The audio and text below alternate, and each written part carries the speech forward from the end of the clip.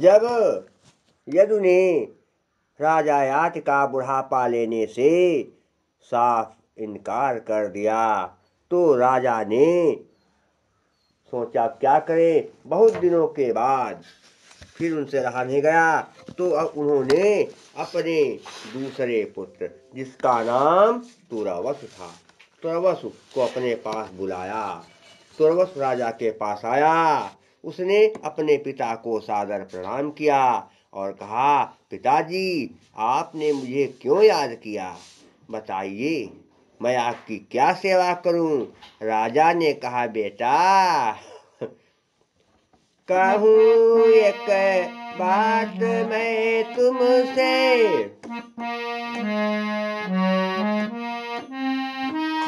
कहूँ एक बात मैं तुमसे, कहा कुछ भी न जाता है।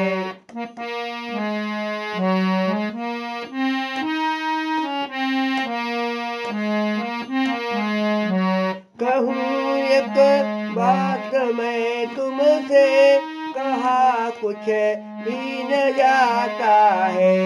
मांगता सुत जवानी तो कि मांगता सुत जवानी तो, कहे बिन रह न पाता हूँ।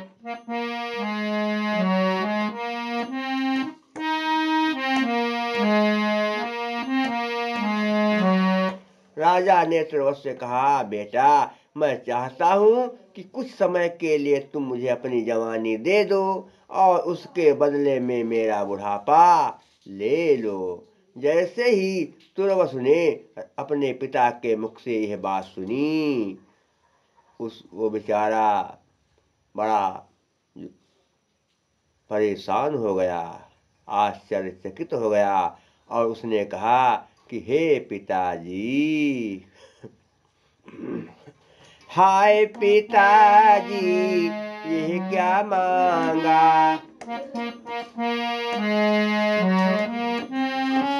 हाय पिताजी ये क्या मांगा, मन मेरा भर माई रहा है।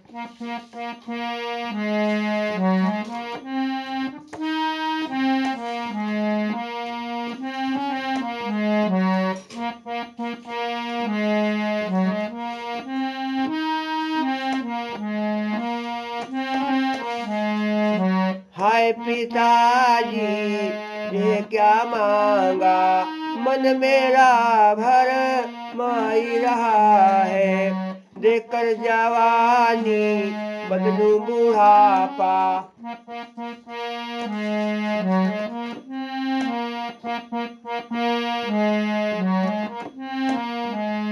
देखकर जवानी बदलूं बुढ़ापा, कुछ भी समझ न आई रहा है।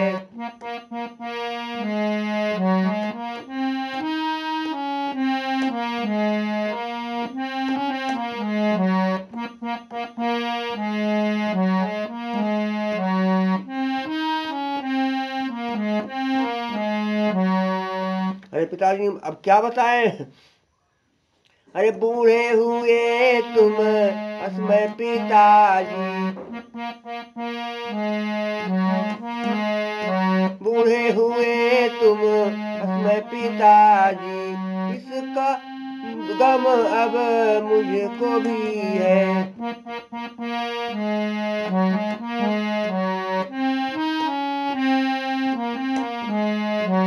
बूढ़े हुए तुम असमय पिताजी, इसका गम अब मुझको भी है। लेकिन पिताजी आप चिंता न करें, सेवा करूँगा आपकी मैं,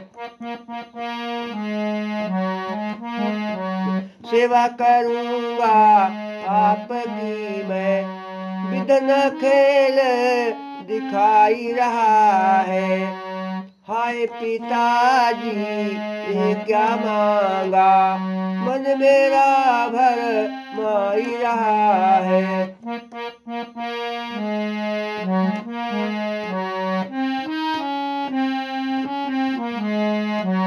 देकर जवानी बदलू बुढ़ापा, कुछ भी समझ न आई रहा है।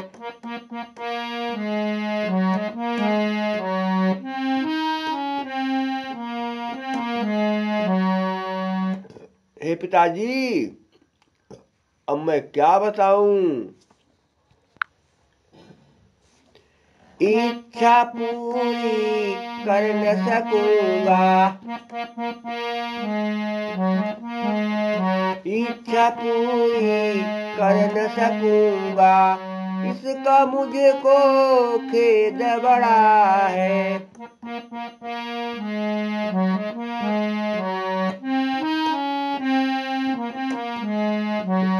इच्छा पूरी कर न सकूंगा, इसका मुझको खेद बड़ा है। पिता समस्या बड़ी जटिल है, पिता समस्या बड़ी जटिल है। मैं भी तो शर्मा ही रहा हूँ।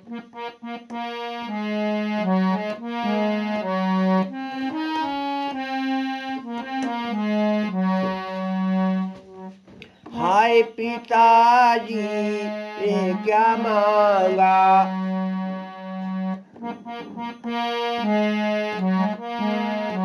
हाय पिताजी, ये क्या मांगा?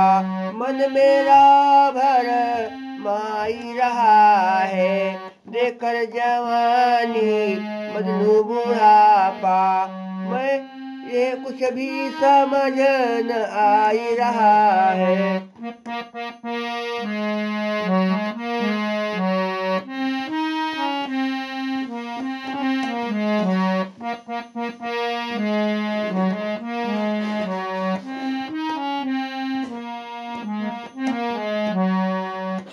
तुरवस ने कहा, पिताजी मुझे खेद है कि मैं आपकी समस्या को दूर नहीं कर पाऊंगा।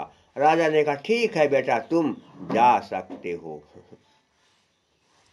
राजा फिर कुछ दिन शांत रहे, सोचिए अब क्या करें।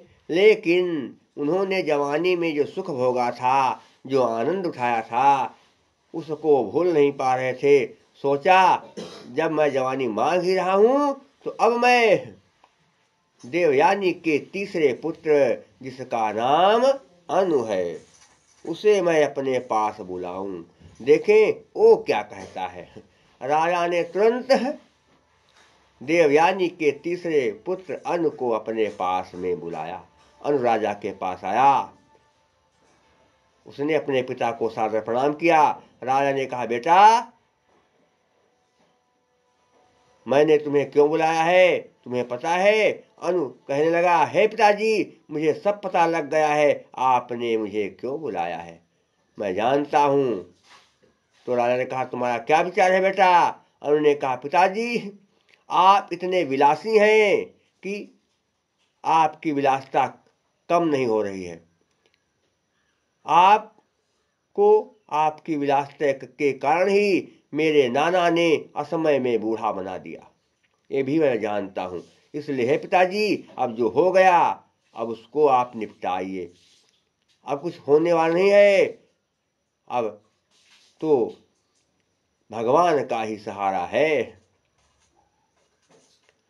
राजा कहने लगे, बेटा मान जाओ, कुछ समय के लिए तुम मुझे अपनी जवानी दे दो और उसके बदले में मेरा बुढ़ापा ले लो।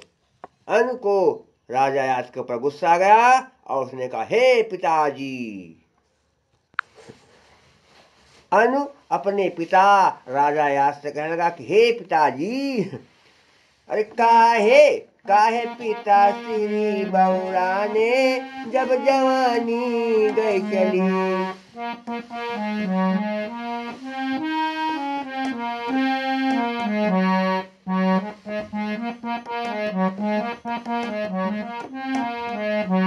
अरे काहे पिता श्री बौराने, जब जवानी गई चली।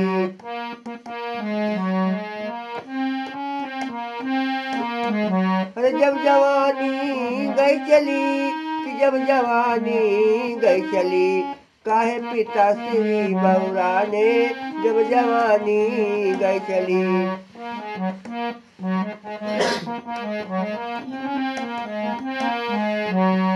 अरे हे पिताजी, मैं आपको क्या बताऊं, आपने ऐसा काम ही कर दिया कि मेरे नाना ने आपको असमय में बूढ़ा बना दिया। अरे मजा उड़ायो खूब दुल्हनी संग, अरे मजा उड़ायो खूब दुल्हनी संग, इच्छा भरी न सबहू, अब अपनी काया का देखो, अब अपनी काया का देखो, बूढ़ी भयो कस अबहू, हाँ हाँ बूढ़ी भयो कस अबहू। इसलिए हे पिताजी, ज्यादा ज्यादा अब ना बनो सयाने जब जवानी गई चली, काहे पिता श्री बहुराने जब जवानी गई चली।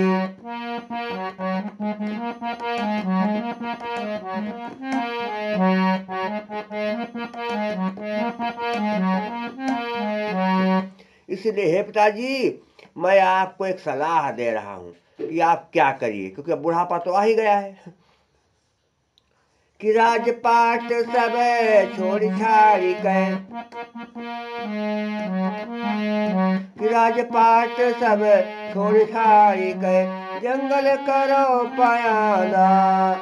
शर्मिष्ठा से आपको बड़ा प्यार है, इसलिए जानते हो आप क्या करें कि शर्मिष्ठा का संग ले जाओ, शर्मिष्ठा का संग ले जाओ, भजो राम गुण गाना, हाँ हाँ भजो राम गुण गाना। और चली है अब ना कोई बहाने जब जवानी गई चली, काहे पिता श्री बहुराने जब जवानी गई चली।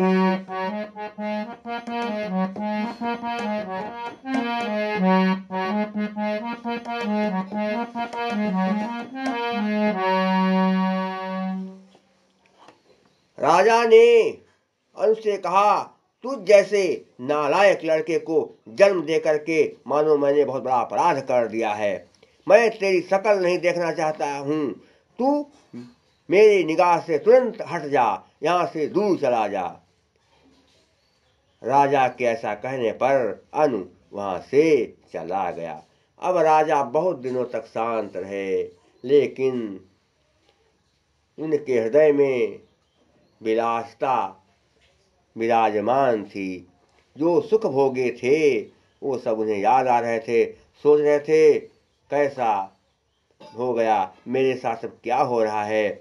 अगर कुछ समय के लिए मुझे जवानी मिल जाती तो थोड़े दिन मैं और आनंद प्राप्त कर लेता, लेकिन अब तो कुछ नहीं हो पा रहा है। लेकिन कोई बात नहीं, अभी देवयानी का एक लड़का और बचा है जिसका नाम है द्रुहि। राजा से रहा नहीं गया और उन्होंने द्रुहि को अपने पास बुलाया। द्रुहि आया, उसने अपने पिता को सादर प्रणाम किया, कहा पिताजी आपने मुझे क्यों याद किया है। राजा ने कहा बेटा मैं बहुत परेशानी में हूँ, तुम मुझे देख रहे हो, मैं असमय में बूढ़ा हो गया हूँ, इसलिए मैं न ठीक ढंग से खा सकता हूँ, न पी सकता हूँ, न कुछ कर सकता हूँ, न मौज मस्ती कर सकता हूँ।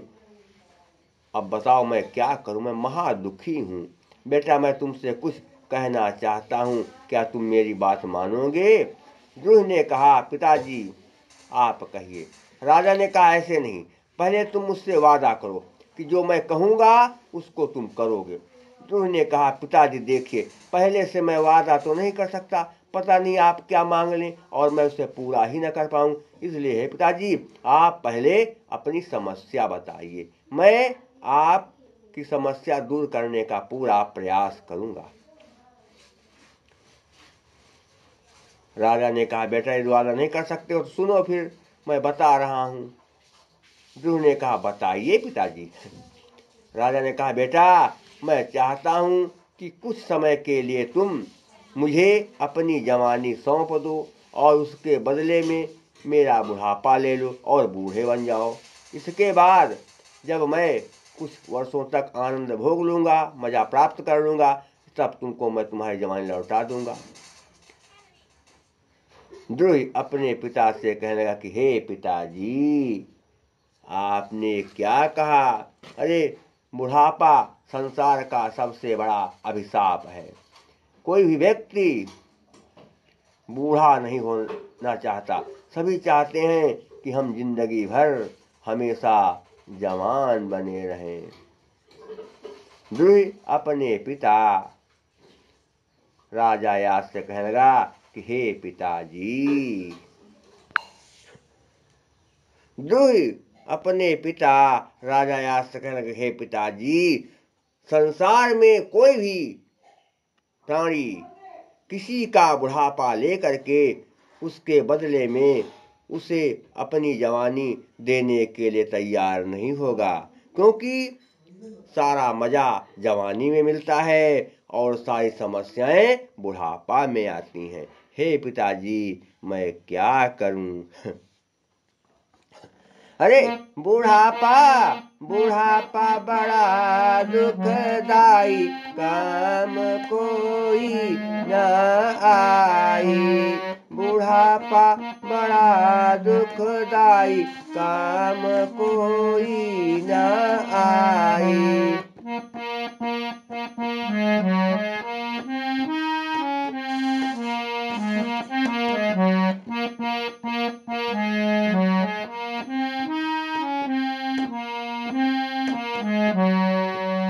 अरे बुढ़ापा में क्या होता है कि अनेकों समस्याएं जो हैं शरीर में पैदा हो जाती हैं। एक समस्या होती तो बात अलग थी। क्या होता है?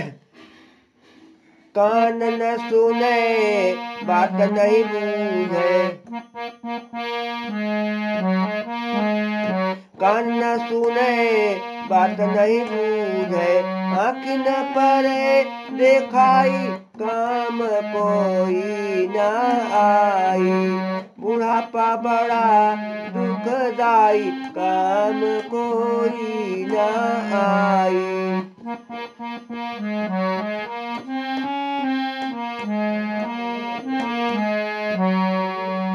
और बुढ़ापा में समस्याएं ही समस्याएं पैदा होती हैं।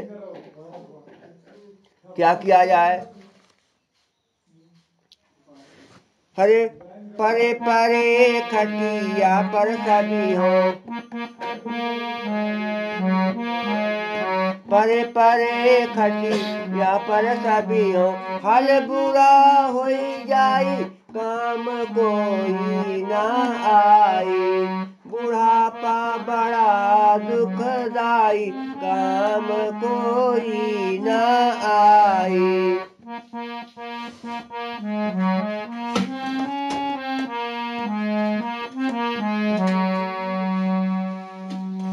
और यही नहीं, बच्चे भी बूढ़े लोगों की बात जल्दी नहीं मानते हैं। क्या होता है? कहाँ न कोई बूढ़ा न माने, कहाँ न कोई बूढ़ा न माने। सब तो करे दिखाई, काम कोई न आई। बुढ़ापा बड़ा दुखदाई, काम कोई न आई।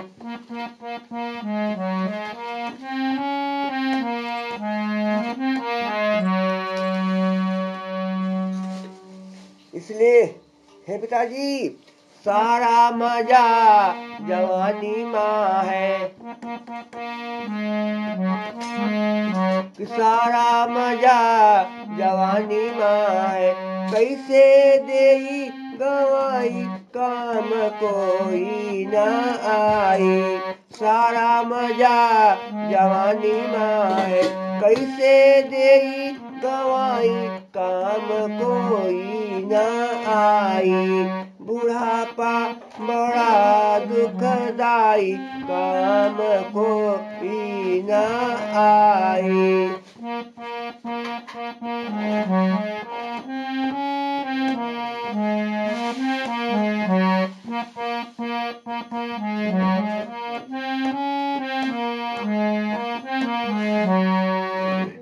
दुष्ट ने कहा, हे पिताजी, मुझे बहुत भारी दुख हो रहा है कि मैं आपकी समस्या का समाधान नहीं कर पा रहा हूँ।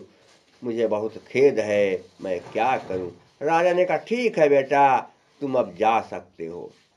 दुही राजा के पास से चला गया और राजा बेचारे बड़े परेशान, सोच रहे थे, एक छोटी सी भूल के लिए मेरे ससुर ने मुझे इतना बड़ा श्राप दे दिया, मुझे असमय में बूढ़ा बना दिया, अब मैं क्या करूं। ये बहुत बड़ा अन्याय किया है।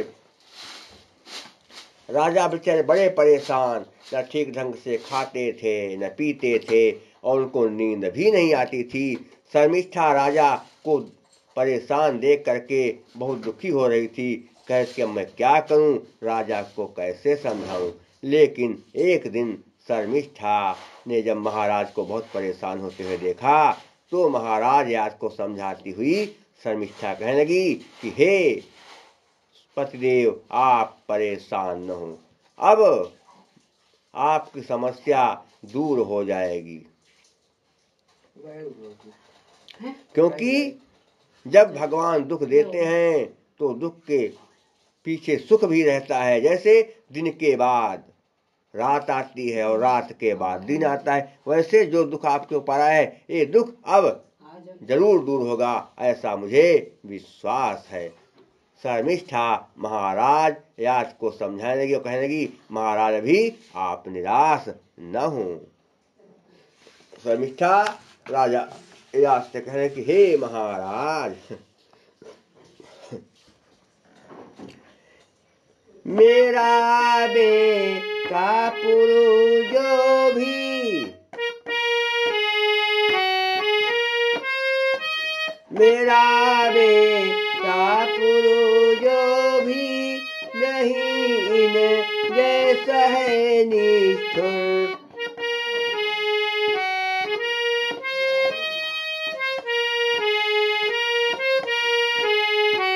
महाराज, आपने देवयानी के चारों पुत्रों से उनकी जवानी मांगी, लेकिन चारों पुत्रों ने आपको अपनी जवानी देने से इनकार कर दिया। लेकिन अभी आप निराश न हो, अभी अपना बेटा पुरु है, इसलिए हे महाराज,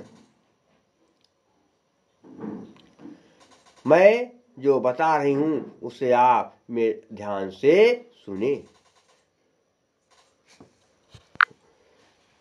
मेरा बेटा पुरु जो भी नहीं इन जैसा है निष्ठुर, करो अब याचना उससे, करो अब याचना उससे, शांति तब पाएगा ए उर।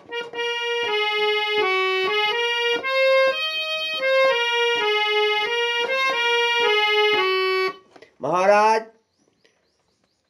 देवयानी के पुत्रों ने आपका बुढ़ापा लेने से इनकार कर दिया, लेकिन आप अभी परेशान हो, अभी अपना बेटा पुरु है और मुझे आशा ही नहीं विश्वास है कि मेरा बेटा पुरु इन देवयानी के पुत्रों जैसा निष्ठुर नहीं है। वो बहुत ही भोला है, बड़ा प्यारा है, वो हमारी समस्या को समझेगा और जब उसे हमारी समस्या का पता चलेगा तो वह हमारी समस्या को जरूर दूर करेगा। हे महाराज, मुझे अपने पिता का आशीर्वाद याद आ रहा है। मेरे पिता ने मुझे आशीर्वाद दिया था कि हे पुत्री, तुझे सच्चा प्यार करने वाला पति मिलेगा। वो प्यार मुझे आपसे मिल रहा है। और यही नहीं, मेरे पिता ने कहा था तुझे आदर्श पुत्र की प्राप्ति होगी जो अपने सत्कर्मों से तेरा नाम सारे संसार में अमर कर देगा। हे महाराज, लगता है मेरे पिताजी का आशीर्वाद अब सत्य होने जा रहा है। उसके सत्य होने का समय आ गया है। हे महाराज, दिया वरदान था मुझको, दिया वरदान था मुझको, मेरे जो पिता ने सच्चा फलेगा मेरे जीवन में, नहीं कोई काम है कच्चा।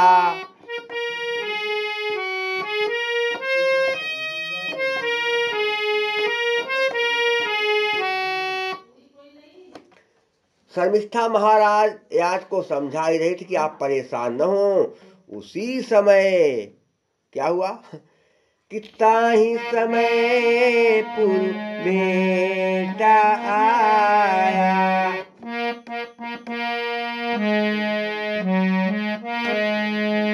कितना ही समय पुर बेटा आया, माता पिता को शीश झुकाया, माता पिता को शीश झुकाया।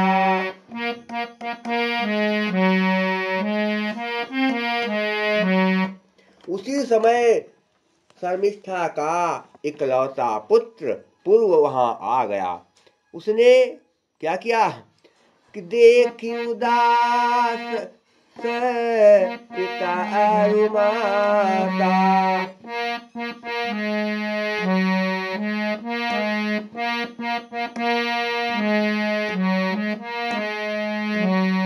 पूर्व ने तुरंत अपने माता पिता को सादर प्रणाम किया। फिर देखी उदास पिता और माता, हाथ जोड़ी बोला सब बाता, हाथ जोड़ी बोला सब बाता।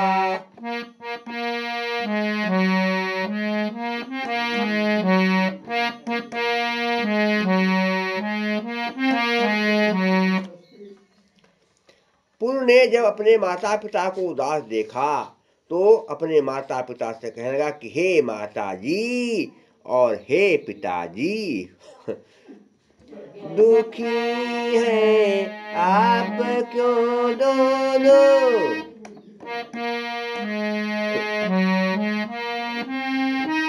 दुखी हैं आप क्यों दोनों, बताओ हे पिता माता।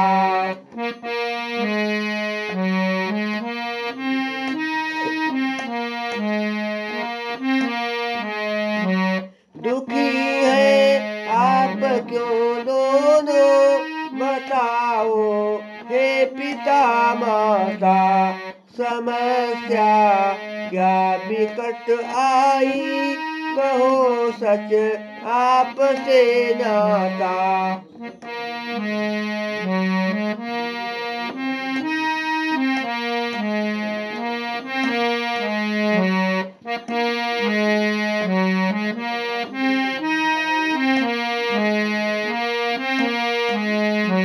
तो दूर सब दुख करूंगा मैं, दूर सब दुख करूंगा मैं, प्रतिज्ञा है अटल मेरी, दिया तन आपका मेरा।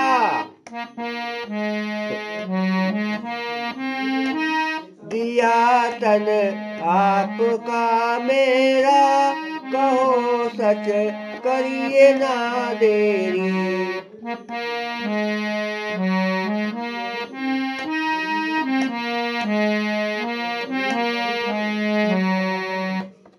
पूर्व ने अपने माता पिता से कहा कि हे माता जी और हे पिताजी, आप दोनों लोग बहुत परेशान हैं, उदास हैं, और ये पिताजी को क्या हो गया, इनके शरीर पर अचानक बुढ़ापा आ गया, मैं कुछ समझ नहीं पा रहा हूँ, मामला क्या है। शर्मिष्ठा ने कहा बेटा यही तो सारी समस्या बन गई है, हम दोनों ने एक दूसरे को पसंद करके गांधर्व अर्थात प्रेम विवाह किया था, जिसको तुम्हारी बड़ी माता देवयानी और देवयानी के पिता शुक्राचार्य जी सहन नहीं कर पाए और क्रोध में आकर के शुक्राचार्य जी ने अभिमंत्रित जल छिड़क करके तुम्हारे पिता को असमय में बूढ़ा बना दिया। शुक्राचार्य जी इतना गुस्साए हुए थे कि उन्होंने महाराज की एक भी बात नहीं सुनी और इनके ऊपर अभिमंत्रित जल छिड़क करके इनको असमय में बूढ़ा बना दिया। पुर ने कहा, माँ क्या अब पिता जी हमेशा बूढ़े ही रहेंगे? क्या इनके बुढ़ापा को दूर करने का कोई उपाय है? शर्मिष्ठा ने कहा, बेटा उपाय तो है, लेकिन वो उपाय सफल नहीं हो पा रहा है। पुर ने कहा, क्यों?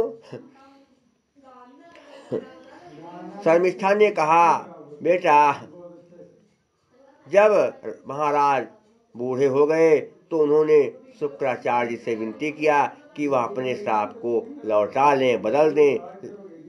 तो शुक्राचार्य जी को राजा के ऊपर दया गई और उन्होंने कहा कि यदि तुम्हारा कोई पुत्र तुम्हारे इस बुढ़ापा के बदले में तुम्हें अपनी जवानी दे देगा और उसके बदले में तुम्हारा बुढ़ापा लेने के लिए तैयार हो जाएगा तो तुम फिर से नौजवान बन सकते हो।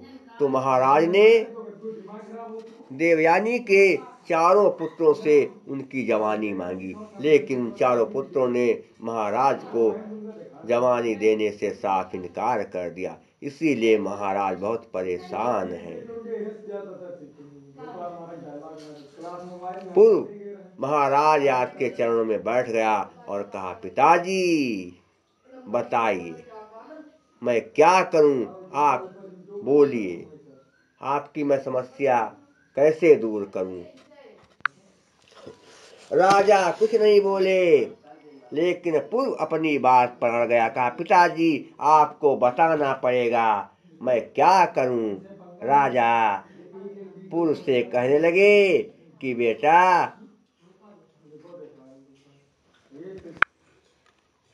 राजा ने पूर्व से कहा, बेटा बड़ा शर्माता हूँ, न कुछ कह पाता हूँ, कैसे कहूँ मेरे लाल, कैसे कहूँ मेरे लाल।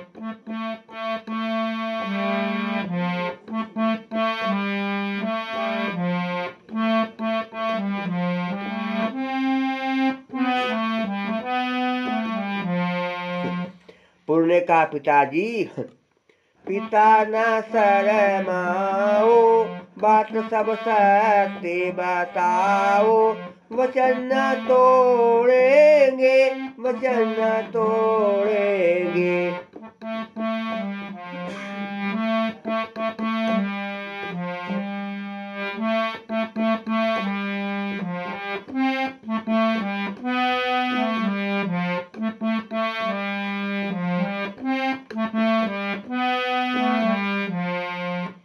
राजा ने कहा, सुनो बेटा, जब तुम नहीं मान रहे हो तो सुनो क्या समस्या है। अरे पत्थर रख लो दिल पर पहले, कि पत्थर रख लो दिल पर पहले, तब मैं बात बताऊं, जटिल समस्या बहुत है मेरी, जटिल समस्या बहुत है मेरी, कहते भी शर्माऊं, हाँ कहते भी शर्माऊं, बड़ा तू भोला है, प्रेम से बोला है, कैसे कहूँ मेरे लाल, कैसे कहूँ मेरे लाल।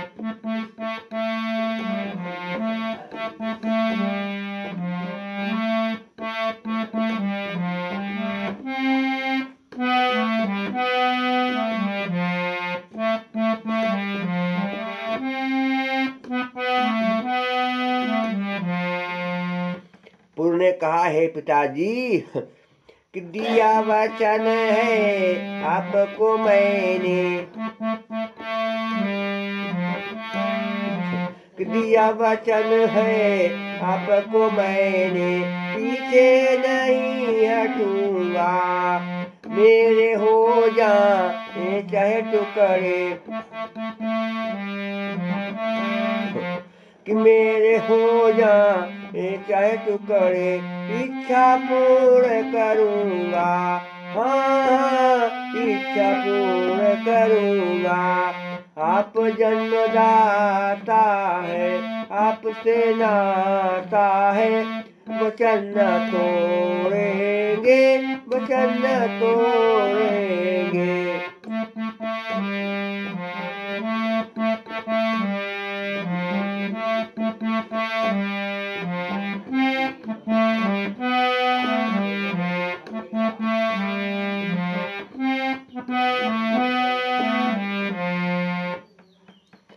राजा ने कहा सुनो बेटा, कि दे दो जवानी अपनी हमको, कि दे दो जवानी अपनी हमको, मेरे बेटे प्यारे, बन जाओ बदले में बूढ़े, कि बन जाओ बदले में बूढ़े, मेरे बनो सहारे, हाँ मेरे बनो सहारे। तुझी से आशा है, दिल में निराशा है, कैसे कहूँ मेरे लाल, कैसे कहूँ मेरे लाल।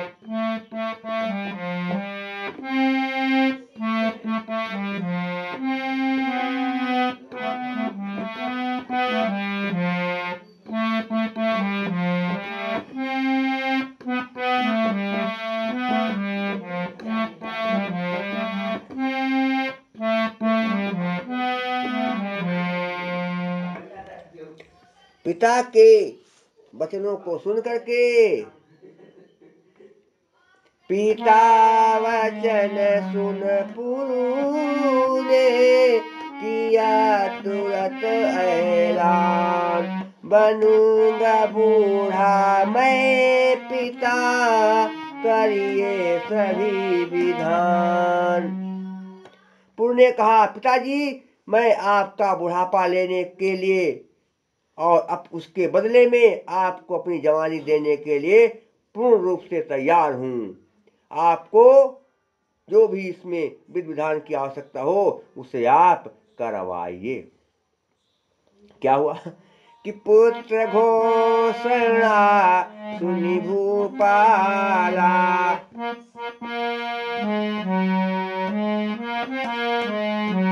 कि पुत्र घोषणा सुनी भूपाला, लीन लगाई गले तत्काला, लीन लगाई गले तत्काला।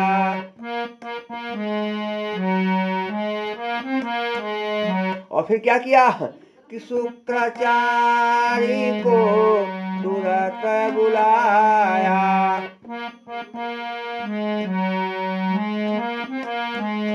कि शुक्राचार्य को तुरंत बुलाया, सारे विधि विधान करवाया।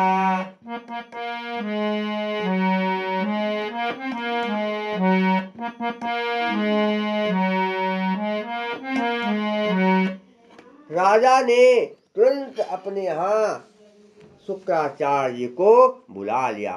शुक्राचार्य जी आ गए। राजा ने कहा हे भगवान, यह मेरा प्रिय पुत्र पुरु है, यह मुझे अपनी जवानी दे करके उसके बदले में मेरा बुढ़ापा लेने के लिए तैयार हो गया है। मेरे पुत्र को बूढ़ा बनाने के लिए और मुझे जवान बनाने के लिए जो विधि विधान है उनको आप शीघ्र करिए। शुक्राचार्य जी आश्चर्यचकित हो गए। कहा अरे महाराज आप तो धन्य हैं, जो आपने ऐसे पुत्र को जन्म दिया, आप ऐसे पुत्र के पिता हैं। बहुत ही ये पुत्र भी आपका महान है और महान त्यागी है, जिसने आपको सुख देने के लिए इतना भारी संकल्प कर लिया। फिर शुक्राचार्य ने जल को अभिमंत्रित किया और फिर उस अभिमंत्रित जल को जैसे ही क्या कहते हैं कि पुर के ऊपर छिड़का, पुर तुरंत बूढ़े हो गए। और जैसे अभिमंत्रित जल राजा यात के ऊपर छिड़का, राजा यात तुरंत नौजवान बन गए। क्या हुआ अभिमंत्रित जल छिड़कने का परिणाम? बने तब नृपैवक सुंदर,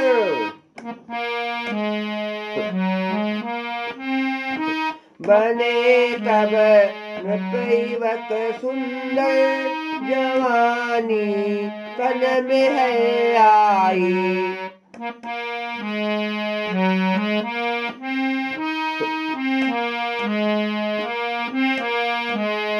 बने तब नृपैवक सुंदर, जवानी तन में है आई। पुरु बन गए हैं बूढ़े,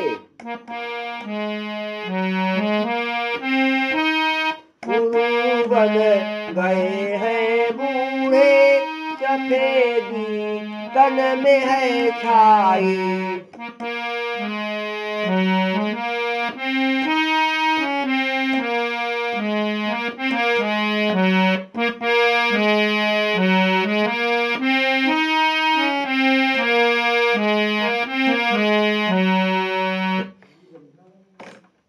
और फिर शुक्राचार्य चले गए और राजा यास ने कई साल मौज मस्ती में बिताए, बड़ा आनंद उठाया। लेकिन एक दिन राजा का दिमाग पलट गया, सोचने लगे कि मैं जो कर रहा हूं ठीक नहीं है। क्या हुआ?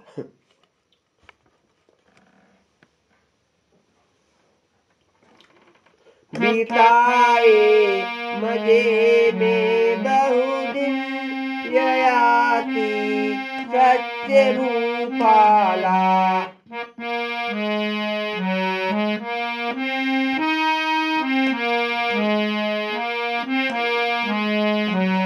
कि बिताए मजे में बहुदिन, ययाति सत्य रूपाला।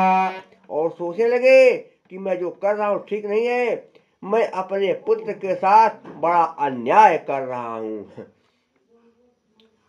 कष्ट में दे रहा सुत को,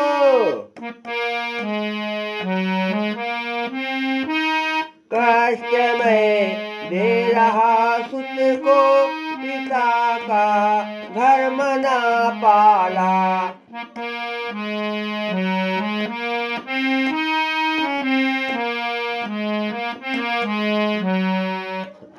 राजा ने फिर शुक्राचार्य जी को कुछ सालों बाद बुला लिया अपने यहाँ और कहा कि भगवान, मैं अपने पुत्र के साथ बड़ा अन्याय कर रहा हूं, ऐसा मुझे नहीं करना चाहिए। मेरा पुत्र इतना भोला भाला है कि उसने मेरा बुढ़ापा लेकर के उसके बदले में मुझे अपनी जवानी दे दिया, अपने सुख की तनिक भी उसने परवाह नहीं किया। इसलिए हे भगवान, आप हमारे पुत्र की जो शेष जवानी बची है उसे आप उसको लौटा दीजिए और मेरा बुढ़ापा मुझे वापस कर दीजिए। शुक्राचार्य ने कहा ठीक है, अभी मैं ऐसा करता हूं। और फिर शुक्राचार्य ने जल को अभिमंत्रित किया और अभिमंत्रित जल को जैसे ही पुर के ऊपर छिड़का, पुर तुरंत नौजवान बन गया। और जैसे राजा के ऊपर अभिमंत्रित जल छिड़का, राजा फिर से बूढ़े हो गए। अब राजा ने तुरंत वहां पर देवयानी को और देवयानी के चारों पुत्रों को बुला लिया और कहा कि अब मैं बूढ़ा हो गया हूं, मैंने बहुत दिन राज का सुख भोगा, लेकिन अब मैं चाहता हूं कि तुम लोगों को अपना राज सौंप दूं और मैं भगवान का भजन करूं। इसलिए मैं अपने राज्य का बंटवारा करना चाहता हूं। आधे राज्य में पुरु शासन करेगा। और देवयानी के पुत्रों से कहा कि आधे राज्य में तुम चारों लोग शासन करोगे। देवयानी के पुत्र चिल्ला पड़े, कहा ये नहीं होगा, हिस्सा सबको बराबर मिलेगा। राजा ने कहा तुम लोग परेशान क्यों हो रहे हो, मैं तुम लोगों का पिता हूं, मैं तुम लोगों का बुरा नहीं चाहूंगा। मैं चाहता हूं सब मेरे बच्चे सुखी रहें, और मेरा राज इतना विशाल है कि तुम लोग इतना बड़ा राज आसानी से संभाल ही नहीं पाओगे। और पुरु को मैं इसलिए आधा राज दे रहा हूं क्योंकि पुरु बड़ा त्यागी है, ऐसा त्याग कोई संसार में नहीं कर सकता है, और इसे अपने दुखों की नहीं दूसरे के दुखों की चिंता रहती है, और दूसरे लोग कैसे सुखी रहें इसका ध्यान इसी में लगा रहता है। अगर तुम लोग कुछ समस्या हुई तो पुरु तुम्हें अपना सब कुछ दे सकता है। देवयानी के पुत्र शांत हो गए, और फिर राजा यात ने पुरु के सिर पर हाथ रखा और कहा, बेटा बेटा बेटा हो तो तेरे जैसा मिले सारे जगह को।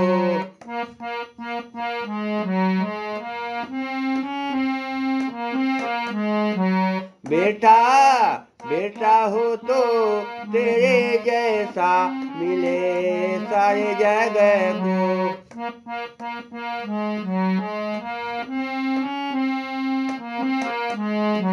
अरे लाखन अरबन बेटे दुनिया में,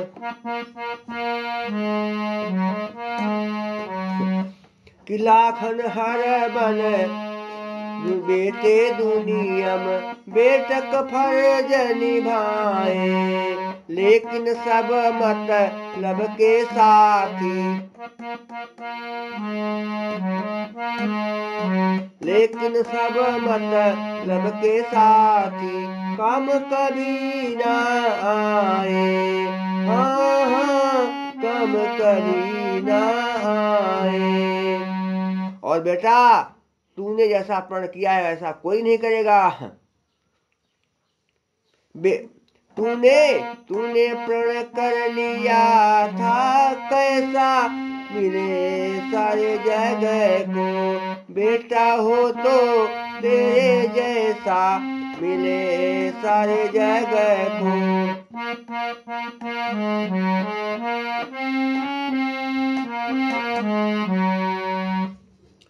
फिर राजा यात ने शर्मिष्ठा की ओर संकेत करते हुए पुरु से कहा, बेटा पुरु देकर जन्म हुई है धन्या, कि देकर जन्म हुई है धन्या, बेटा तेरी माता नाम याद रखेगी दुनिया, कि नाम याद रखेगी दुनिया, भूले नहीं विधाता। हाँ हाँ भूले नहीं विधाता। और जैसा तूने किया है ऐसा कोई करेगा ही नहीं। क्यों? काम कोई करेगा न ऐसा मिले सारे जगह को। बेटा हो तो तेरे जैसा मिले सारे जगह को।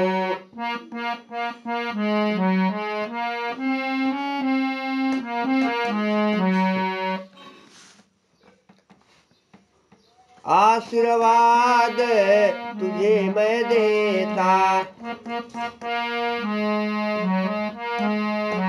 आशीर्वाद तुझे मैं देता, तेरे दुख मिट जाए।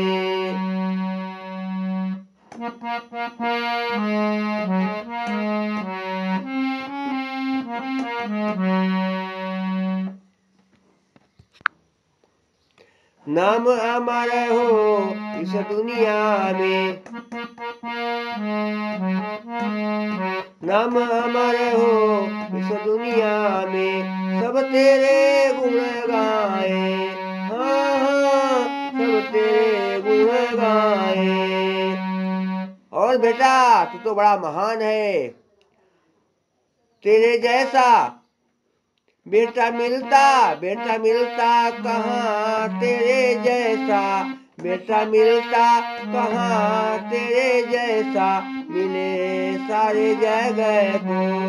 बेटा हो तो तेरे जैसा मिले सारे जगह को।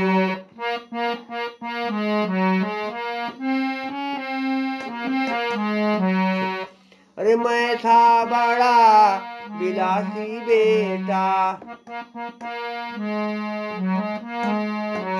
मैं था बड़ा विलासी बेटा, पर तूने सुख त्यागा, नाम याद रखेगी दुनिया, कि नाम याद रखेगी दुनिया।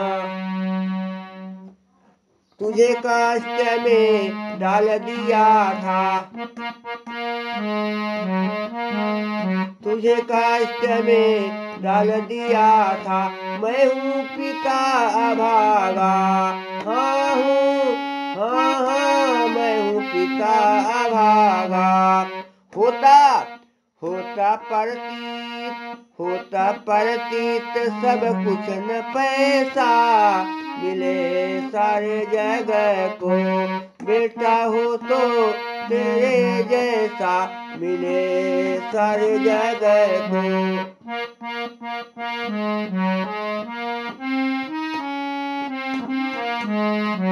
मिले सारे जगह को, मिले सारे जगह को। बेटा हो तो तेरे जैसा मिले सारे जगह को।